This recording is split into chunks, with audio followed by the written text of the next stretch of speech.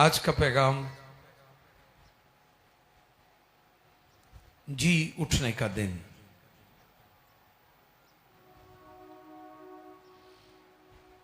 The day of resurrection, ये मौजू होगा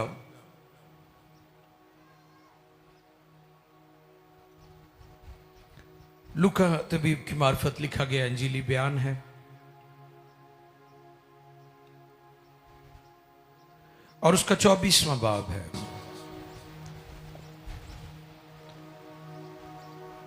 उसकी फर्स्ट 11 वर्सेस जो है उनको हम पढ़ेंगे। पहली आयत से 11वीं आयत मुकद्दसा तक हम इसको तिलावत करेंगे। आज हमारी ईस्टर डे की इबादत, पहली इबादत का जो मैसेज है, पैगाम है, वो है जी उठने का दिन।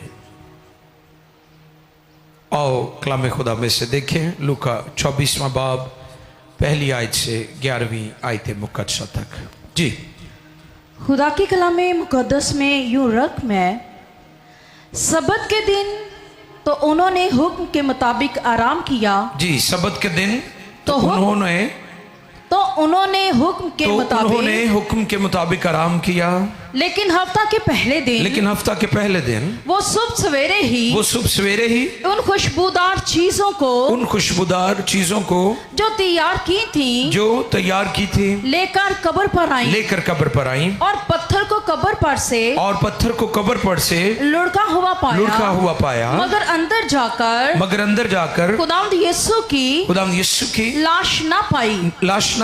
और ऐसा हुआ कि जब वो इस बात से हैरान थी तो देखो दो शख्स बाराक पोशाक पहने उनके पास आ खड़े हुए। जब वो डर गई और अपना सर जमीन पर झुकाए तो उन्होंने उनसे कहा कि जिंदा को मुर्दों में क्यों ढूंढती हो? वो यहाँ नहीं बल्कि जी उठा है। याद करो कि जब वो गलील में था तो उसने तुमसे कहा था जरूर है कि इब्ने आदम गुनहगारों के हाथ में हवाला किया जाए और मसलूब हो और तीसरे दिन जी उठे। उसकी बातें उन्हें याद आई और कब्र से लौटकर उन्होंने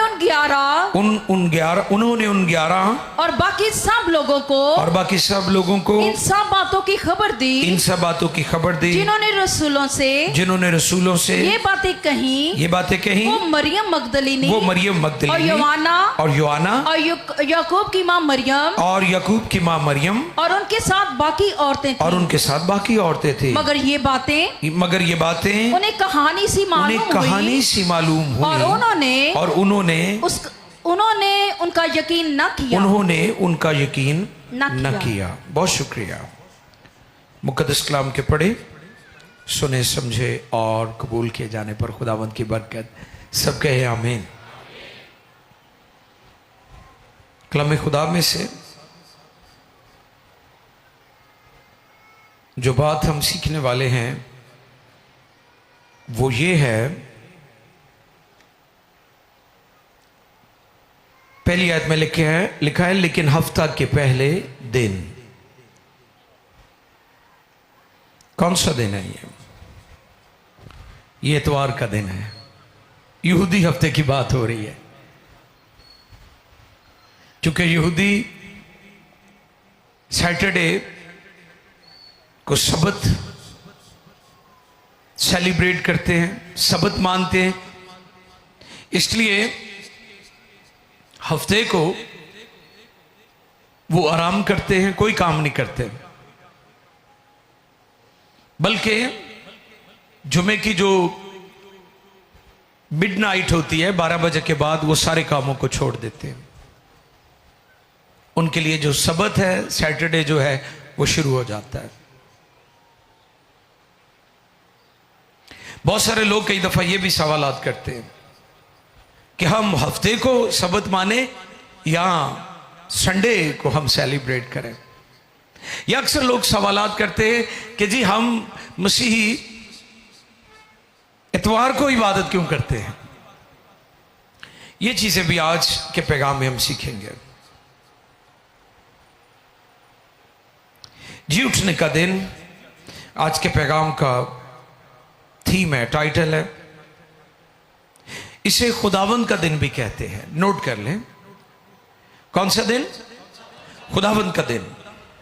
और इसे हफ्ते का पहला दिन कहा जाता है।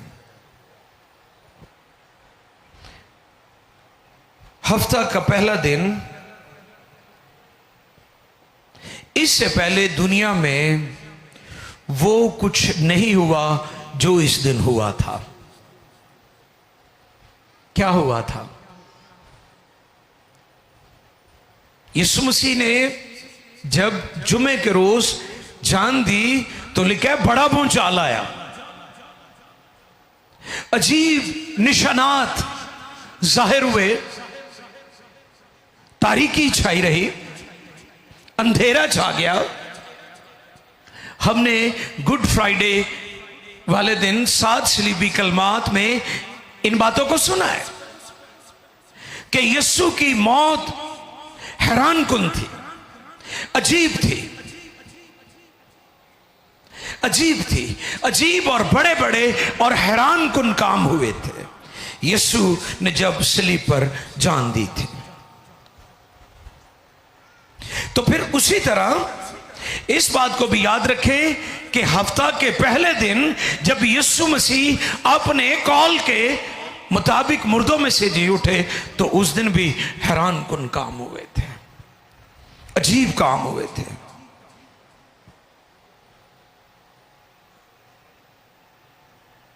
इंसानी हिस्ट्री में इससे पहले कभी ऐसा कुछ नहीं हुआ, क्योंकि यीशु के अलावा किसी और ने मौत और कब्र पर फतह नहीं पाई, इसलिए यह हैरान कुन है। अब यीशु का जी उठना, यीशु से पहले यानी नबियों ने भी मुर्दों को जिंदा किया। एलिया ने सारपत की बेवा का बेटा जिंदा किया। वो लड़का जिंदा होने के बाद फिर मर गया। फिर अलीशा ने भी, जो एलिया का शागिर्द था, जो इनॉइंटिंग एलिया पर थी, वही इनॉइंटिंग, वही इख्तियार खुदा ने अलीशा को भी दिया। और आपको यह भी याद होगा कलाम में लिखा हुआ है कि जब अलीशा को दफन किया गया तो उसकी जब बॉडी एक मुर्दे को छुआ उसकी बॉडी ने, तो वो मुर्दा भी कब्र में उठकर बैठ गया था। हालेलुया। बाइबल मुकद्दस नबूवतों से भी भरी हुई है और मौजज़ात से भी भरी हुई है, इसलिए ये अजीम किताब है। और बाइबल ने वो बातें जो हजारों साल पहले कही हैं वो आज भी पूरी हो रही हैं। ये खुदा का ला तब्दील और सच्चा कलाम है। यीशु मसीह भी जिंदा हुए, लेकिन यीशु मसीह इन मुर्दों की तरह नहीं जिंदा हुए जिनको किसी ने जिंदा किया। यीशु मसीह जब जिंदा हुए तो खुदा की कुदरत के साथ जिंदा हुए। हालेलुया। और यीशु मसीह जब जिंदा हुए तो जलाली बदन के साथ जिंदा हुए। ये मुर्दे जिनका हमने, यीशु मसीह ने अपनी मिनिस्ट्री में भी मुर्दों को जिंदा किया, और वो मुर्दे जिंदा होने के बाद फिर मर गए, लेकिन यीशु मसीह के बारे में लिखा है वो अब्दुल-अबाद जिंदा है, अब नहीं मरने का। उनके बदन वही थे जो पहले थे, लेकिन जब यीशु मसीह जिंदा हुए तो उसका बदन जलाली और पाक था, उनके जैसा नहीं था। अजीब काम हुआ इस दिन। मैंने ये बात आपकी खिदमत में रखी, जी उठने का दिन यानी खुदावंद का दिन और हफ्ता का पहला दिन, खुदावंद का दिन। आओ देखें मुकाशफा पहले बाब की 10वीं आयत को पढ़ेंगे। इसे खुदावन का दिन भी कहा जाता है। हालेलुया। और देखिए खुदा के कलाम में से मुकाशफा पहले बाब की 10वीं आयत कि खुदावंत के दिन रूह में आ गया, कि खुदावंत के दिन रूह में आ गया। पढ़ते जाएं। खुदावंत के दिन रूह में आ गया और अपने पीछे नरसिंगे की सी, अपने पीछे नरसिंगे की सी ये बड़ी आवाज सुनी कि जो कुछ तू देखता है उसको किताब में लिखकर सातों कलीसियाओं के पास भेज दे। यानी इफिसस, यानी बहुत शुक्रिया जी। 10वीं आयत में क्या लिखा है? खुदावन के दिन। कौन से दिन? ये वही दिन है जिस दिन यीशु मसीह मुर्दों में से जिंदा हुआ। खुदावन का दिन। किसका दिन?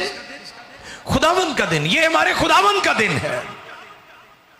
इस जगह पर यूहन्ना की जब दोबारा यीशु से मुलाकात हुई, 60 साल के बाद दोबारा यीशु से उसकी मुलाकात हुई और उसने यीशु मसीह को रूबरू देखा और जलाली यीशु देखा उसने।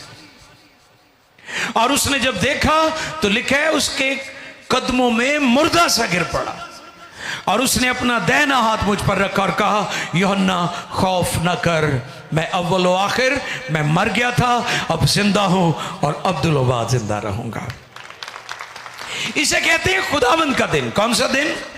अब 3 बातें होगी। जी उठने का दिन, हफ्ता का पहला दिन और खुदावंद का दिन। यह भी आपने याद रखना है, ये खुदावंद का दिन है। इतवार को खुदावंद का दिन कहा गया है, इसलिए हम इतवार के रोज इबादत करते हैं, क्योंकि ये वो दिन है जिस दिन हमारे खुदावंद मौत और कब्र पर गालिब आए। अच्छा, यीशु मसीह जब यरूशलेम में दाखिल हुए उस दिन कौन सा दिन था जी? हफ्ते का उस दिन भी पहला दिन था, इतवार का दिन था। हमने अभी पिछले हफ्ते पाम संडे सेलिब्रेट किया है ना, तो वो कौन सा दिन था? वो भी इतवार था। ये वो लोग हैं जो बार बार खींचकर मसीहत को हफ्ते की तरफ लेकर आते हैं। जी हफ्ते को सबत माना जाए, ये मैं उनके लिए बात कर रहा हूं। मैं इतवार की अहमियत भी यहां पर बयान कर रहा हूं। रेजरेक्शन को तो हम अंडरस्टैंड कर ही रहे हैं, लेकिन वो चीजें जो मसीहत में लोग डालने की कोशिश करते हैं, वो चीजें भी मैं आपके सामने रखना चाहता हूं कि हम इतवार के रोज क्यों इबादत करते हैं। आज सुबह मैं आपको बता रहा था कि गुड फ्राइडे हम साल में एक बार सेलिब्रेट करते हैं, लेकिन इतवार की इबादत हम हर हफ्ते करते हैं। यानी यीशु मसीह की रेजरेक्शन को एवरी वीक हम सेलिब्रेट करते हैं, क्योंकि ये फतह का दिन है, क्योंकि ये रेजरेक्शन का डे है, और ये हमारे खुदावंद का दिन है, और ये पहला दिन है, और ये फतह का दिन है। इसलिए हम खुदावंद की प्रस्तिश और इबादत करते हैं।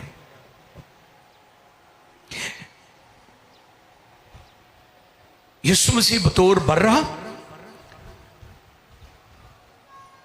पाम संडे को जब हम सेलिब्रेट करते तो हमें याद दिलाता है कि इस दिन यीशु मसीह यरूशलेम में दाखिल हुए थे फसह के बर्रे के तौर पर, जिसको निसान अबीब कि 10वीं तारीख को चुन लिया जाता था और फिर 14वीं तारीख को से ज़िबा किया जाता था।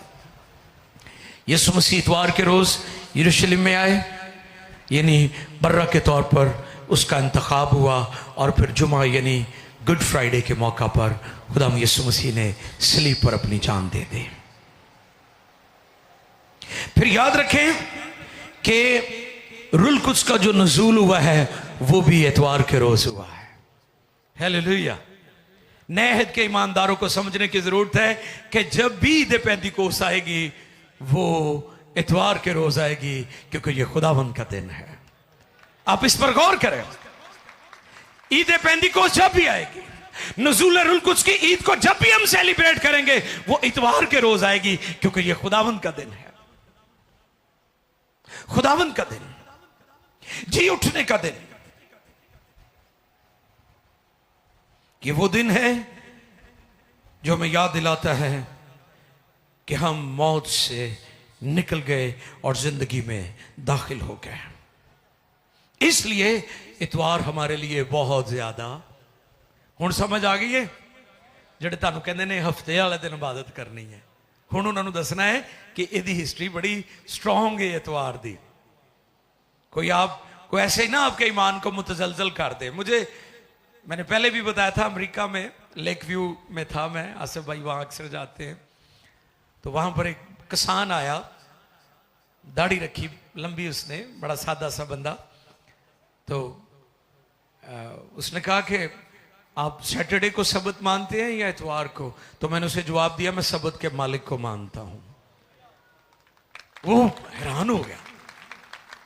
मैंने कहा मैं सबत के मालिक को मानता हूं, मेरा यीशु सबत का मालिक है। यीशु पर इस तरह के एतराजात उठते थे कि तू सबत के दिन का एहतराम नहीं करता। कुबड़ी को उसने शिफा दी। उन्होंने एतराज किया। यीशु ने कहा मुझे बताओ कि सबत के दिन नेकी करना रवा है या बदी करना? उनके मुंह बंद हो गए, क्योंकि यीशु ने अच्छा काम किया था। मजहबी लोग हमेशा चीजों को अपनी मर्जी, अपनी जरूरत और अपने फायदे के लिए इस्तेमाल करने की कोशिश करते हैं। उनका मुंह बंद हो गया, क्योंकि यीशु मसीह सबत का मालिक है। ईद पेंतिकोस, नुज़ूल कुस की ईद भी हम इतवार के रोज ही मनाते हैं, क्योंकि ये वो दिन है जिस दिन यीशु मसीह मौत और कब्र पर गालिब आया है।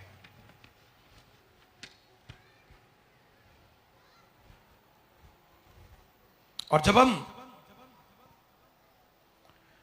लूका 24:7 पढ़े तो वहां पर भी आप इस बात को देख सकते हैं। यीशु मसीह उसे तीसरा दिन कह रहा है। तीसरा दिन जरूर है कि इब्ने आदम गुनहगारों के हाथ में, हाँ जी, गुनहगारों के हाथ में हवाला किया जाए और मसलूब हो और तीसरे दिन जी उठे।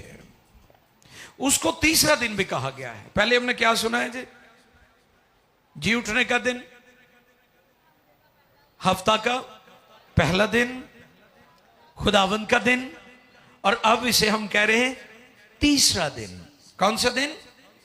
तीसरा दिन। क्योंकि लोग इस पर भी एतराज करते हैं कि 3 दिन तो पूरे नहीं हुए। हम अपने वो 72 घंटे वाले जो 3 दिन है ना, 72 घंटे, वो अक्सर ना कहते 72 घंटे तो पहले तो जमानत ही नहीं होनी। इस मसले च 72 घंटे तो पहले तो बेल ही नहीं होनी। वो 72 घंटे नहीं गए। इसको भी अंडरस्टैंड करने की जरूरत है। बाइबल मुकद्दस जिस कॉन्टेक्स्ट में ये बात करती है, यीशु मसीह ने कहा, रसूलों ने कहा, नबियों ने कहा, खुद खुदाम यीशु ने कहा कि जिस तरह यूना 3 रात दिन मछली के पेट में रहा, इब्ने आदम भी कब्र के अंदर जमीन के नीचे रहेगा।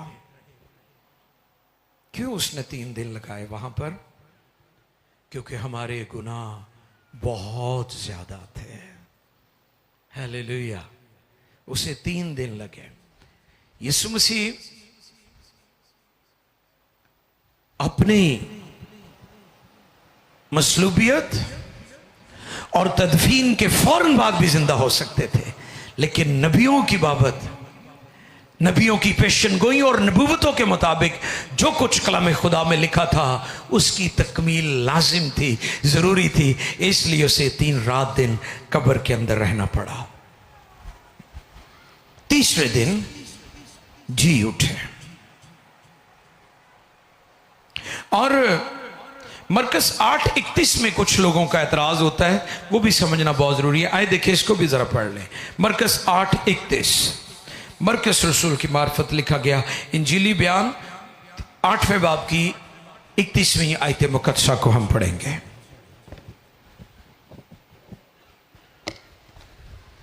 फिर वो उनको तालीम देने लगा कि जरूर है कि इब्ने आदम बहुत दुख उठाए और बुजुर्ग और सरदार काहिन और फकीह उसे रद्द करें जी। और वो कत्ल किया जाए और 3 दिन के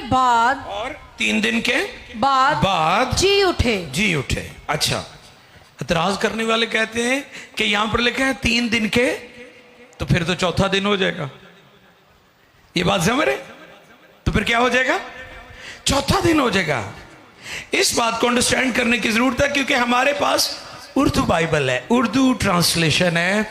हमें यूनानी मतन को अंडरस्टैंड करना होगा कि यूनानी मतन इसके बारे में क्या कहता है, क्योंकि जब हम यूनानी मतन को पढ़ेंगे तो फिर हम इजीली, आसानी से इसको अंडरस्टैंड कर सकते हैं। यूनानी प्रेपोजिशन जो है उसमें लफ्ज मैथ आया है, 3 दिन के लिए मैथ। इससे मुराद है कि अंदर से होकर साथ होना, यानी 3 दिन के अंदर अंदर। इस पर मैंने लास्ट ईयर आपको बताया था कि जो पहर है यहूदी उसको काउंट करते हैं पहर के हिसाब से। आपको पता पहर कितने घंटे का होता है? 3 घंटे का। शाबाश। सुबह 6 से 9 बजे तक जी एक पहर, और फिर 9 से कौन सा पहर? दोपहर, उसे हम कहते हैं दूसरा पहर, 2 पहर। और फिर 12 से 3 बजे तक तीसरा पहर, और फिर उसके बाद 3 से 6 बजे तक चौथा पहर। तो जब एक पहर शामिल हो जाता था वो एक दिन के बराबर होता था, एक दिन भी उसे कंसीडर करते थे। तो इस बात को भी अंडरस्टैंड करने की जरूरत है कि यीशु मसीह तीसरे दिन मुर्दों में से जिंदा हुए। और फिर जब हम रोमन्स की तरफ चलते हैं, देखिए मेरे साथ रोमियो 6 बाब की पहली आयत से 11वीं आयत मुकद्दसा तक हम तिलावत करेंगे, ताकि हमें पता चले कि उसकी मौत और जी उठने में हमारी निजात और हमारी रिहाई और मखलसी का क्या ताल्लुक है। आओ देखें इस बात को भी खुदा के कलाम में से। जी, रोमियो को लिखा गया पौलुस रसूल का खत 6 बाब पहली आयत से 11वीं आयत तक। बस हम क्या कहें? क्या गुनाह करते रहे ताकि फजल ज्यादा हो? हरगिज नहीं। हम जो गुनाह के एतबार से मर गए, क्यों कर उसमें आइंदा को जिंदगी गुजारे हैं। क्या तुम नहीं जानते कि हम जितनों ने मसीह यीशु में शामिल होने का बपतिस्मा लिया, तो उसकी मौत में शामिल होने का अब गौर कीजिए कि जब आपने बपतिस्मा लिया है तो दर हकीकत आप यीशु मसीह की मसलूबियत में शामिल हुए हैं। जब यीशु मसलूब हुआ तो आप उसमें शामिल थे, आप यीशु मसीह के अंदर मौजूद थे। फिर मौत में शामिल होने के बपतिस्मा के वसीला से हम उसके साथ दफन हुए, ताकि जिस तरह मसीह बाप के जलाल के वसीला से मुर्दों में से जलाया गया, उसी तरह हम भी नई जिंदगी में चलें। क्योंकि जब हम उसकी मौत की मुशाहबत से उसके साथ पैवस्त हो गए, तो बेशक उसके जी उठने की मुशाहबत से भी उसके साथ पैवस्त होंगे। चुनाचे हम जानते हैं हमारी पुरानी इंसानियत उसके साथ इसलिए मसलूब की गई कि गुनाह का बदन बेकार हो जाए, ताकि हम आगे को गुनाह की गुलामी में ना रहें। क्योंकि जो मुआ वो गुनाह से बरी हुआ।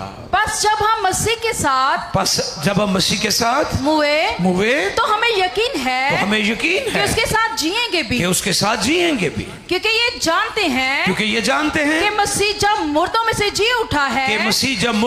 जी उठा है तो फिर मरने का मौत का फिर उस पर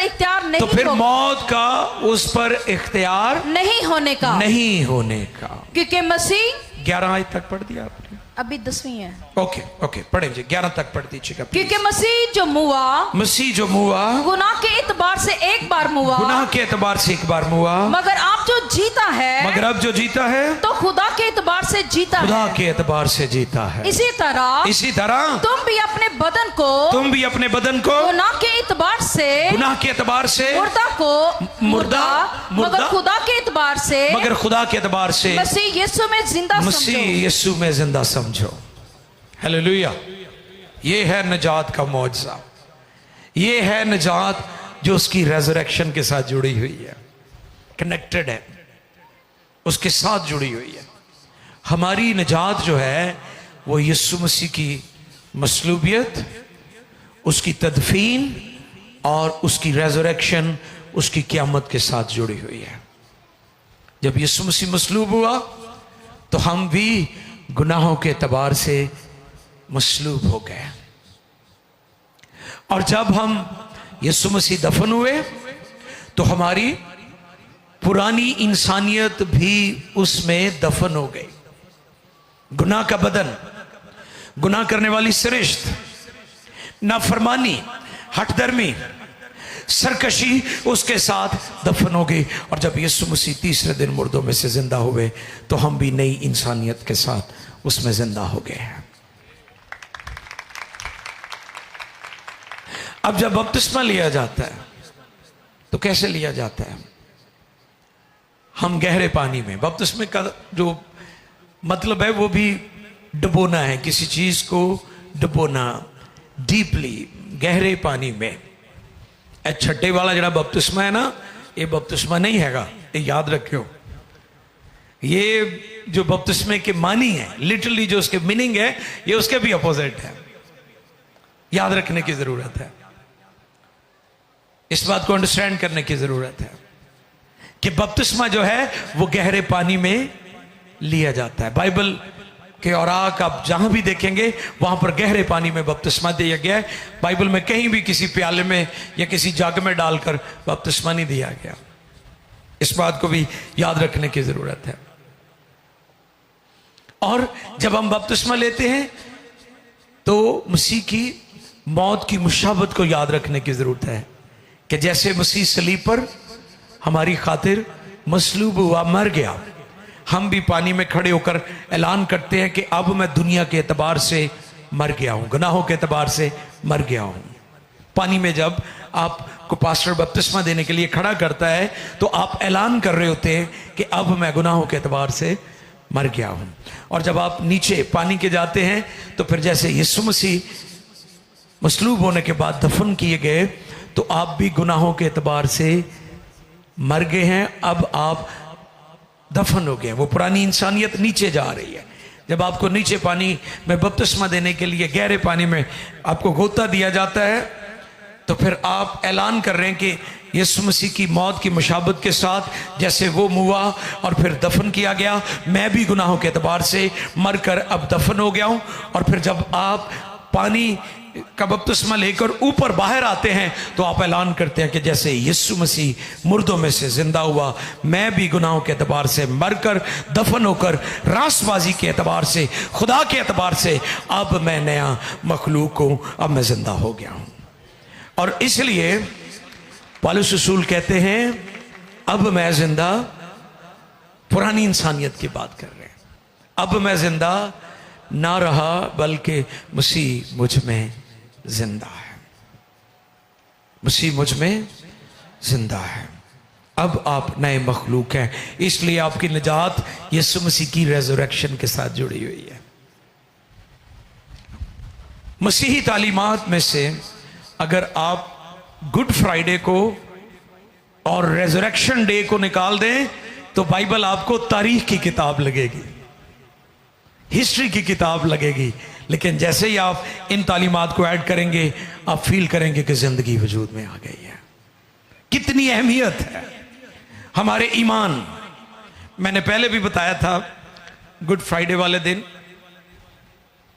कि बहुत सारे अदियान की किताबों में यह बात लिखी है, उनकी मुकद्दस किताबों में, कि मुबारक वो दिन जिस दिन तू पैदा हुआ, मुबारक वो दिन जिस दिन तू मरा, और मुबारक वो दिन जिस दिन तू जी उठा। यानी सिर्फ मसीहों के लिए नहीं है कि वो क्रिसमस को मनाएं, ये दूसरी कौमों को भी कहा गया है कि क्रिसमस को सेलिब्रेट करो जिस दिन वो पैदा हुआ है। गुड फ्राइडे सिर्फ मसीहों के लिए नहीं है कि सिर्फ मसीही मनाए, बल्कि दूसरी कौमों के लिए भी है जिस दिन वो हुआ, मरा। कौमों को यह पैगाम दिया गया है कि वो दिन भी मुबारक है। और ईस्टर सिर्फ मेरे और आपके लिए नहीं है, बल्कि दुनिया और कौमों के लिए, कि उनकी मुकद्दस किताबों में लिखा है मुबारक है वो दिन जिस दिन तू जी उठा। और वो दिन हफ्ता का पहला दिन, तीसरे दिन खुदावंद का दिन, ईद पेंतिकोस, नज़ूल रुल कुद्स का दिन, और हम उसे एवरी संडे यानी हर हफ्ते हम जमा होते, इबादत करते, प्रस्तुत करते। यह दिन बड़ा खास है क्योंकि इस दिन अजीब और बड़े बड़े काम हुए। आखिरी हवाला मत्ती 27 बाब की 50 और 51, ये दोनों वर्सेस जो है इनको हम पढ़ेंगे। जी। यीशु ने फिर बड़ी आवाज से चलाकर जान दे दी, और मकदस का पर्दा ऊपर से नीचे तक फटकर 2 टुकड़े हो गया जी। और जमीन लर्जी और चट्टानें तड़क गईं, और कब्रें खुल गईं, और बहुत से जिस्म उन मुकद्दसों के जो सो गए थे, उन मुकद्दसों के जो सो गए थे जी उठे। और आगे जी। और उसके जी उठने के बाद कब्रों से निकलकर, वाह, कब्रों से निकलकर, अच्छा ये कब्रें खुल गई थी जब यीशु ने चलाकर जान दी थी। मैं बड़ा हैरान हुआ इन दोनों आयात को जब पढ़ा। अच्छा वो हैकल में गुड फ्राइडे वाले दिन नहीं गए, समझ रहे मेरी बात को, जो मैं बात करना चाहता हूं, करने लगा हूं आपके साथ। यीशु मसीह ने जुमे के दिन जब जान दी तो लिखा है बड़ा भूचाल आया और चट्टानें तिड़क गई और बहुत कुछ हुआ, तारीकी छा गई हर तरफ। यीशु की मौत पर भी हैरान कुन काम हुए और यीशु मसीह के जी उठने पर भी हैरान कुन काम हुए। अच्छा हैकल का पर्दा फट गया और बहुत सारे मुकद्दसीन जो कब्रों में थे वो क्या हुआ, हाँ, और मकदस का पर्दा ऊपर से नीचे तक फटकर 2 टुकड़े हो गया और जमीन लर्जी और चट्टानें तिड़क गई और कब्रें खुल गई और बहुत से जिस्म उन मुकद्दसों के जो सो गए थे जी उठे। अब यहां पर रुक जाएं, क्या हुआ, जी उठे, लेकिन मुकद्दस शहर में अभी नहीं गए, वो उत्थे ही बैठे हुए ने, क्योंकि यीशु मसीह जी उठने वालों में पहलोठा है। वो इंतजार करते रहे, काम ते सलीब नहीं बड़ा कर देता सी ते बाकी वो इंतजार करते रहे कि जब यीशु मसीह जी उठेगा तो उसके बाद फिर हम मुकद्दस शहर की तरफ जाएंगे। जरा 51 आयत पढ़ें जी। और मकदस का पर्दा ऊपर से नीचे तक फटकर 2 टुकड़े हो गया और जमीन लर्जी और चट्टानें तिड़क गई और कब्रें खुल गई और बहुत से जिस्म उन मुकद्दसों के जो सो गए थे जी उठे और उसके जी उठने के बाद कब्रों से निकलकर, हाँ, फिर जब यीशु जिंदा हो गया तो फिर यीशु मसीह के इंतजार करते रहे और उसके बाद फिर वो नजर आए जिनको उसने अपनी सलीबी कुदरत से जिंदा किया था। स्लीपर उसके मौजे हैं, स्लीपर भी उसने मौजे किए हैं। उसने डाकू को भी कहा है तू आज ही मेरे साथ फिरदौस में होगा। और फिर उसने जी उठने के मौका पर भी बहुत सारे मौजे किए हैं। बाइबल मुकद्दस मौजज़ात से भरी हुई है, बाइबल मुकद्दस नबूवतों से भरी हुई है, और जो कुछ खुदा के कलाम में लिखा है वो 100% 100% पूरा हो रहा है। हालेलुया। उन्होंने इंतजार किया, उन्होंने इंतजार किया, और फिर लिखा है और उसके जी उठने के बाद मुकद्दस शहर को, और उसके जी उठने के बाद, और उसके जी उठने के बाद कब्रों से निकलकर मुकद्दस शहर में गए, मुकद्दस शहर में गए, और बहुतों को दिखाई दिए, और बहुतों को दिखाई दिए। नहीं ऐवी ना कोई कही जावे, बहुतों को दिखाई दिए। अगले पैगाम में हम सबूतों पर भी गौर करेंगे। उसके जी उठने के लोग सबूत मांगते हैं, इस पर भी हम गौर करेंगे अगली इबादत में। लेकिन यहां पर हम देखते हैं कि बहुतों को दिखाई दिए, इसलिए कलाम खुदा में लिखा है कि वो जी उठने वालों में पहले उठा है। उसके बाद फिर एक वक्त आएगा, हम भी अगर जिंदा हुए तो हम भी जलाली बदनों में आसमान पर उठाए जाएंगे। हालेलुया। ये होप है हमारे पास, ये तसल्ली है हमारे पास। हम शुक्रगुजारी करते हैं कि जिस चीज को हम सेलिब्रेट करते हैं वो बाइबल रूटेड है। लोग क्रिसमस पर एतराज करते हैं, लोग ईस्टर डे पर एतराज करते हैं। दुनिया को जान लेने की जरूरत है, मसीहों का ईमान इतना कमजोर नहीं है कि कोई इसे मुतजलजल कर सके। ये बाइबल बेस्ड है, बाइबल रूटेड है, इसकी फाउंडेशन, इसकी बुनियाद बहुत ज्यादा स्ट्रांग है। आओ हम इस दिल को सेलिब्रेट करें, उसके जलाल के लिए जोरदार तालियां बजाएं। मैं चाहूंगा कि सब अपने कदमों पर खड़े हो जाएं और कुछ वक्त के लिए हम दुआ और शुक्रगुजारी करें।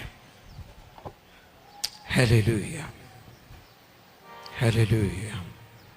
Thank you Jesus, thank you Lord. Hallelujah. आंखें बंद कर लीजिए और चंद लम्हों के लिए अपने हाथों को बुलंद किए हुए शुक्रगुजारी करना शुरू करें।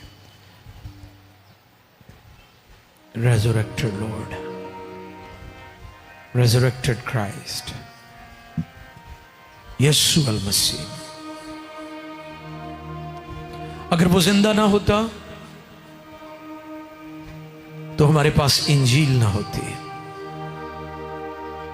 बाइबल के मुफस्सिर कहते हैं यीशु मसीह सिर्फ जिंदा नहीं हुए बल्कि नया अहदनामा लेकर जिंदा हुए हैं। दुनिया में उसकी मुनादी की गई और आज भी हो रही है।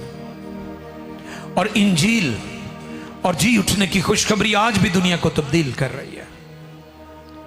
दुनिया में कहीं आपको ऐसी सेलिब्रेशन नहीं मिलेगी कि वो अपने खुदावंद और आका और माबूद की रेज़रेक्शन को सेलिब्रेट करें। हालेलुया।